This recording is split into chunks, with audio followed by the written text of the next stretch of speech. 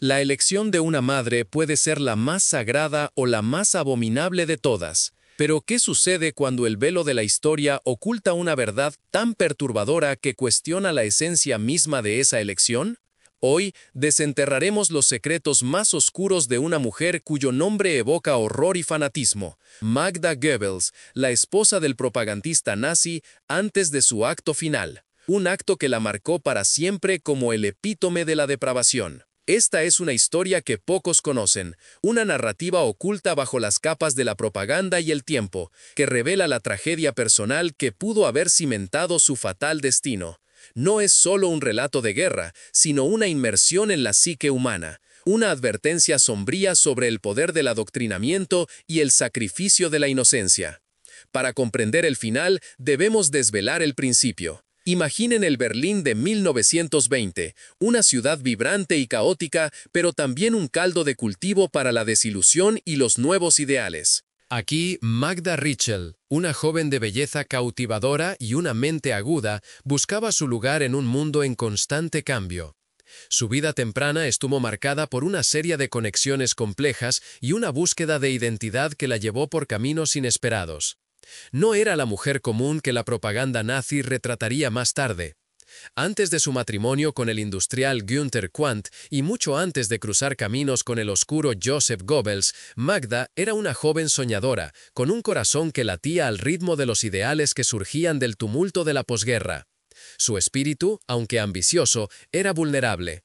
Fue en esta época formativa, en medio de la efervescencia intelectual y política de la República de Weimar, donde Magda se encontró con un hombre que cambiaría el curso de su vida de una manera que la historia oficial jamás se atrevería a revelar. Su nombre era Ricardo, un estudiante de filosofía de origen español, con ojos profundos y una elocuencia que encendía pasiones. Ricardo no era un hombre de riquezas, ni de conexiones. Era un idealista ferviente, un socialista convencido, que hablaba de justicia social y un futuro sin las opresiones del viejo orden. Su visión del mundo contrastaba drásticamente con la búsqueda de seguridad y estatus que Magda había aprendido a valorar. Sin embargo, su inteligencia y su pasión por el conocimiento cautivaron a Magda. Pasaban horas en los cafés bohemios de Berlín, en lecturas clandestinas de literatura prohibida y en debates apasionados sobre el futuro de Europa. Un amor prohibido, pero intensamente real, floreció entre ellos. Magda, acostumbrada a la rigidez de su educación y a las expectativas de su familia adoptiva, encontró en Ricardo una libertad que nunca había conocido. Él la vio no como un trofeo, sino como una igual, una mente brillante, capaz de desafiar las convenciones. Su romance era un secreto, un murmullo entre las sombras de una sociedad que no perdonaba las uniones que desafiaban las líneas de clase y las ideologías. La familia de Magda, atenta a su ascenso social, jamás habría aprobado tal unión. Pero el amor, como el destino, a menudo tiene sus propias reglas. Magda descubrió que estaba embarazada. La noticia fue un cataclismo en su mundo cuidadosamente construido. El sueño de una vida con Ricardo, llena de ideales y pasión, se enfrentaba a la cruda realidad de la desaprobación social y la ruina. Ricardo, aunque sorprendido, le juró amor eterno, y le propuso huir, comenzar una nueva vida lejos de las miradas juiciosas de Berlín. Soñaban con una vida en algún pueblo costero de España, bajo el sol, lejos del frío de la Europa central. Una vida sencilla, pero llena de autenticidad. Magda, sin embargo, estaba atrapada entre el fuego y la espada. Su ambición, sus miedos arraigados a la pobreza y el estigma social la carcomían. La presión de su madre adoptiva, Auguste, fue implacable. Auguste veía en Ricardo una amenaza a todas sus esperanzas de ascenso social para Magda. Una noche oscura, bajo una lluvia torrencial que parecía llorar por ella, Magda tomó una decisión que la perseguiría por el resto de su vida. Una decisión que, sin saberlo, sellaría el destino no solo de su primer hijo, sino de otros 6 que vendrían décadas después. Fue un pacto con el diablo disfrazado de conveniencia. Su familia, con sus conexiones y su dinero, le ofreció una salida. El niño sería dado en adopción de forma anónima, y Ricardo sería silenciado, enviado lejos, su rastro borrado. A cambio, Magda sería asegurada en una vida de estabilidad y respetabilidad.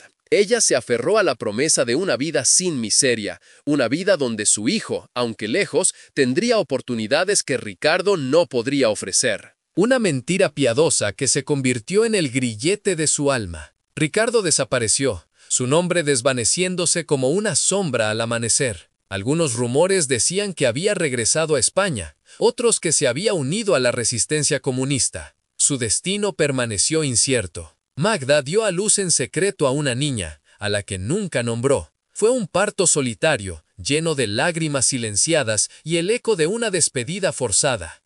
La pequeña fue entregada a una familia, borrada de su vida como si nunca hubiera existido.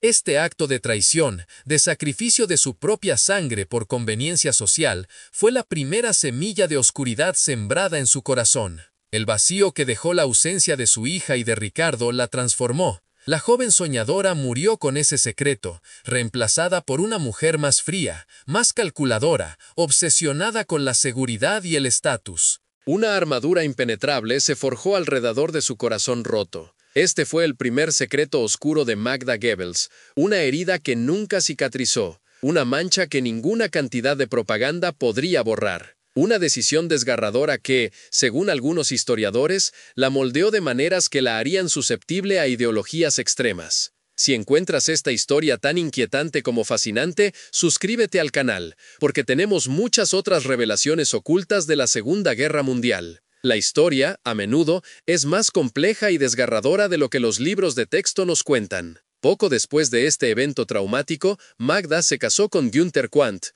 un industrial adinerado, mucho mayor que ella, pero que le ofrecía la estabilidad y el prestigio que su ambición anhelaba. La pareja tuvo un hijo, Harald, el único de sus descendientes que sobreviviría a la guerra. Sin embargo, este matrimonio, fundado en la conveniencia y no en el amor, no pudo llenar el vacío que Ricardo y su hija secreta habían dejado. Magda se sentía atrapada en una jaula dorada, rodeada de lujo, pero desprovista de verdadera conexión humana. La soledad la empujó a buscar algo más, algo que le diera sentido a su existencia.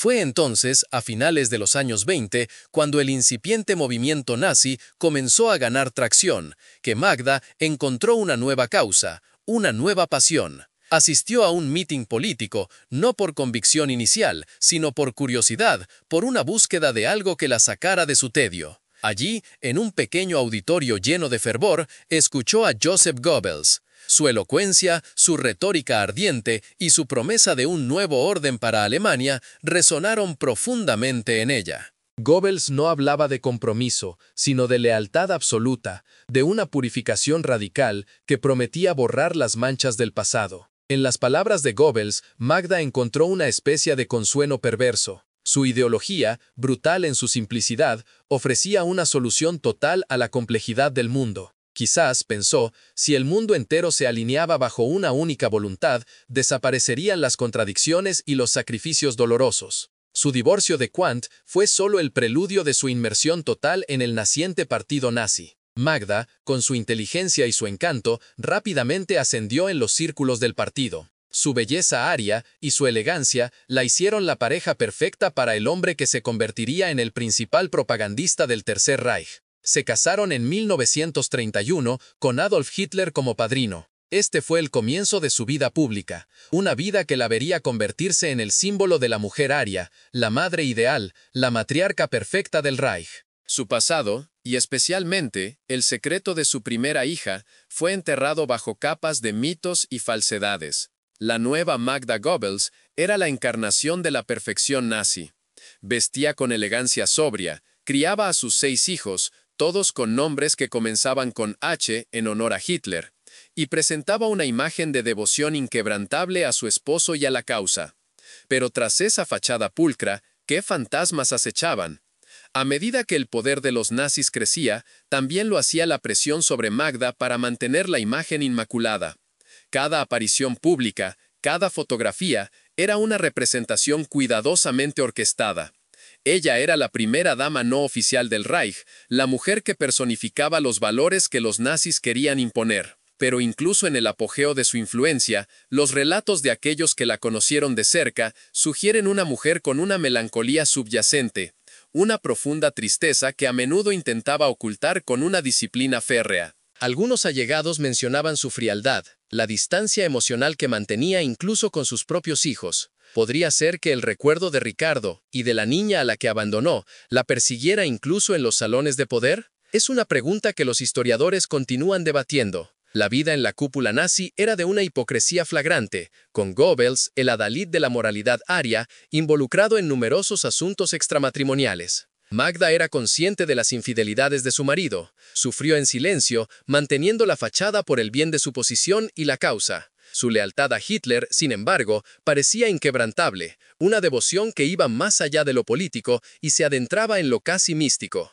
Con el estallido de la Segunda Guerra Mundial, la vida de Magda cambió drásticamente. La madre ideal se transformó en un símbolo de la resistencia femenina, visitando hospitales, trabajando en fábricas, siempre con una sonrisa forzada para las cámaras. Su vida personal, sin embargo, se desmoronaba. Las bombas aliadas caían sobre Berlín, y el sueño del Reich de 1000 años se convertía en una pesadilla de escombros y muerte. A medida que la derrota se volvía inminente, la desesperación se apoderaba de la cúpula nazi. Y con la desesperación, a menudo regresan los fantasmas del pasado.